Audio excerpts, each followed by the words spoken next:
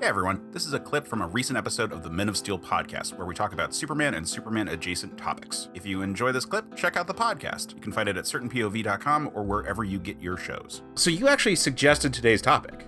Yes, I did. In that regard, what's your association with this movie? I mean, obviously we're talking about Superman Doomsday, which is obviously inspired by the comic The Death of Superman, which we haven't talked about yet on the show. Spoiler, we're going to soon. But you brought this, and what's your relationship with it? I hadn't seen it beforehand. I think, J-Mike, you hadn't seen it beforehand, right? Yes. Yeah, so, like, Ryan, you're the only one coming in with, like, jaded eyes. Yeah, I mean, I initially proposed Superman the Animated Series, but you guys already did that. Mm-hmm. So I was like, okay, well, what's close enough to that I can at least share some thoughts on? And then I realized, oh, of course, well, Superman Doomsday, which it actually bothers to use the Timverse aesthetic to an extent. So I have some thoughts about that. We'll get into it. But I mean, like, I bought this DVD first day. Like, this was a big deal because the Justice League Unlimited had just ended, so they were doing feature-length cartoons with some of the people who did those cartoons, and I was whole hog on board. Loved it at the time. And then I rewatched it on HBO Max, and I'm like, oh, well, the things I like about it, I still like, but all the other stuff, nah, not so much.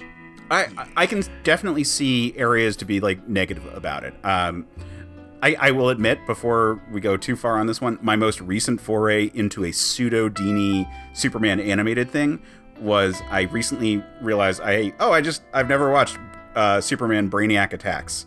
And... oh yeah, looking back on it, I'm like, oh, this is one of the few things of Superman where I'm like, I wish I hadn't, because it's bad. Like, I'm shocked.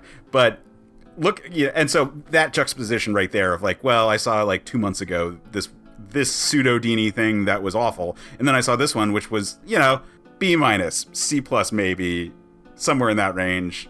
Like, man, there's so many thoughts, because there's certainly a lot to vent about. Like, the voice cast is fine, but almost all of them are like, it could have been anyone. It could have been the Dini cast. It could have been whatever. I don't feel like any of the stunt casting really brought anything to this whole piece. There's a lot to like with like how they handled some things like Doomsday and whatnot, but like it's a very that part of the story is over very quick, and then you're into a totally different thing. You're doing a worse version of the I think the episode's Identity Crisis, the Bizarro episode of the animated series. Yeah. Just out of nowhere. And there's a lot of like conclusions or like ends justify the means kind of scenes that go on in this whole thing that I kept on being like, wait, no. No. But I will say this. I enjoyed doing a clone Superman story and having that clone not there's a part of me where I'm like, it should have just been Bizarro. But there's also a part of me being like, oh, but like we're actually just doing a straightforward, like, no, they got the clone right part. And like, oh, but he doesn't have the right upbringing. He doesn't have like the sociological factors. But he's still innately, like a perfectly functioning Kryptonian clone. There's a lot of comparisons I make, and like, frankly, I compare this to obviously the Bizarro episode of the Superman animated series, but I also compare it to Thalog from the Gargoyles cartoon, where I feel like that's kind of the same thing they're going for, where it's like, here's a program clone of our main protagonist who happens to be physically a thing that no one else can beat in a fight. Okay, cool. Done by our billionaire evil mad scientist character. Okay, cool. And I feel like this doesn't go far enough in a lot of those areas, but it could be a lot worse. I mean, like, they tried again later on. It was like, this came out like 2008, I think. But 2007, yeah. So they tried it again. It was like 2012 with like the 2-part. Was it 20? Okay, I got my years mixed up. But yeah, they tried it again. And like, I get some of the reasons that they're different are like things like the Superboy license kerfuffle that happened in the mid 2000s. J-Mike, you remember we talked about this when we talked about the Legion of Superheroes animated cartoon, where they couldn't call him Superboy. He had to be the young Superman.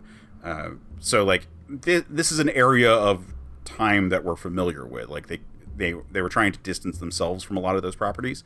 Remember, if you like the clip, after you're done liking and subscribing, check out certainpov.com, where you can find more episodes of the show, as well as a ton of other great shows.